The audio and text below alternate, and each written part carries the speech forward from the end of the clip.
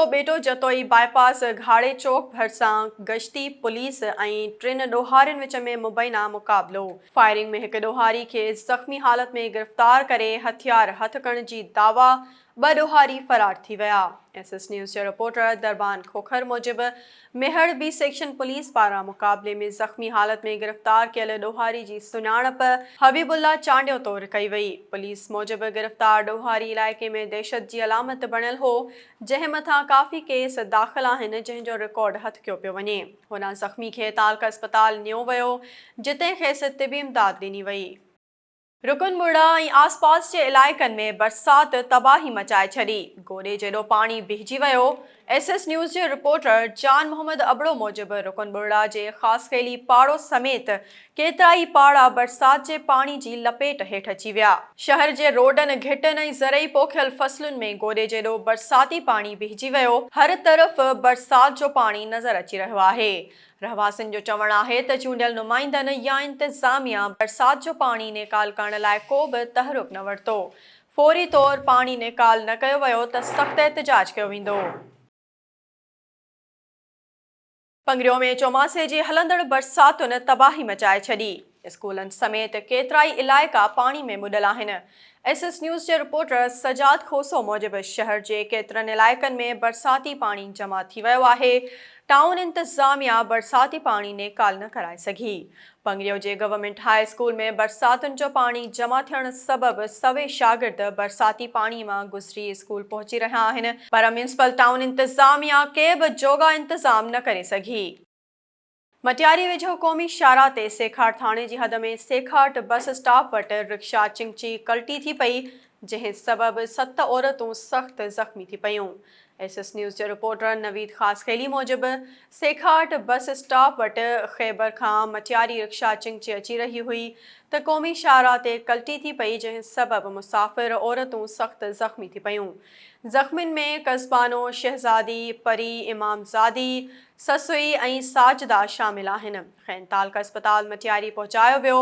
ॿिनि औरतुनि, परी ऐं इमामज़ादी खे ॻणती जोगी हालत में सिविल अस्पताल हैदराबाद मुंतक़िल कयो वियो।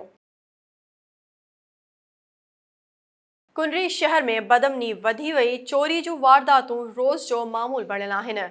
SS न्यूज़ जे रिपोर्टर अनवर मेमण मूजिबि स्टेशन चौक जे दुकानदारनि हड़ताल करे कारोबार बंदि करे छॾियो ऐं एहतिजाजी मुज़ाहिरो करे नारेबाज़ी कई। दुकानदारनि जो चवणु आहे त शहर मां मुसलसल चोरी जूं वारदातूं थी रहियूं आहिनि। पुलिस को बि क़दम खणण लाइ तयार नाहे। कोटडेजी में बरसातुनि तबाही मचाए छॾी। ॻोठ करीम बख़्श सोनियो में बरसाती पाणी बीहण सबबि केतिराई घर किरी पिया। SS न्यूज़ जे रिपोर्टर अदनान हैदर लुंड मूजिबि इमामबार गाहुनि ऐं मस्जिदुनि समेत घरनि में पाणी बीहजी वियो। मोहम्मद हनीफ़ सोनियो SS न्यूज़ सां ॻाल्हाईंदे चयो त संदनि ॻोठ सियासी वर चढ़ियल हुजण सबबि तबाही जो शिकार आहे। नफ़ीसा शाह ऐं हाजी नवाब ख़ान वसाण खे अपील था कयूं त संदनि ॻोठ जो दौरो करे पाणी नेकाल कराए ॾिनो वञे। कश्मीर में अवामी वर्कर्स पार्टी ऐं क़ौमी अवामी तहरीक जे कारकुननि पारां पुलिस ख़िलाफ़ पैदल मार्च कयो वियो।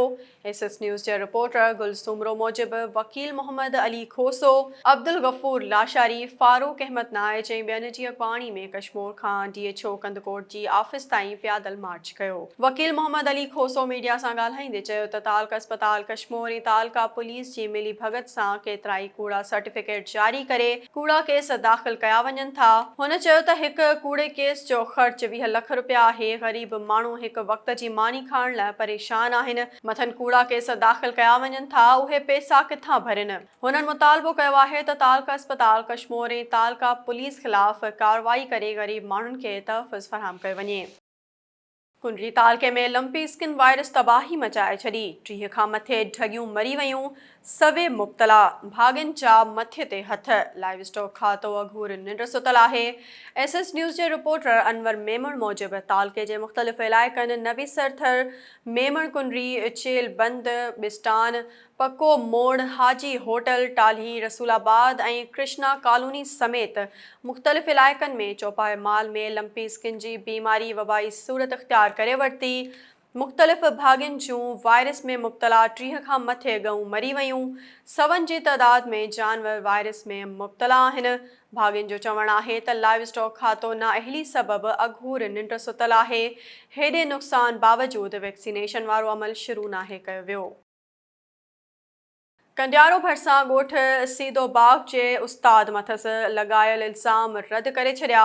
एसएस न्यूज़ जे रिपोर्टर अता हुसैन मल्हा मूजिबि मास्तर अब्दुल मजीद अब्बासी ऐं अब्दुल रशीद अब्बासी प्रेस क्लब कमाल देरो ते पहुची जावेद अब्बासी जे कयल प्रेस कॉन्फ्रेंस खे रद्द कंदे चयो त जावेद जेके इल्ज़ाम हया आहिनि सभु बेबुनियाद आहिनि। हुननि चयो त जॻह जो को बि इशू कोन्हे। कुझु ॾींहं पहिरियां जावेद अब्बासी रहमतुल्लाह अब्बासी ऐं ॿियनि संदनि घर में दाख़िल थी औरतुनि नंढड़नि ॿारनि ते तशदुद कयो ऐं फायरिंग करे हिरासमेंट पखेड़ी। हुननि चयो त जावेद अब्बासी खेनि हर वक़्तु तंग कंदो रहे थो। वाक़े जी शफ़ाफ़ जांच कई वञे। बिरादरी जे चङे मुड़ुस असगर अली अब्बासी वटि फ़ैसिलो करायो वञे।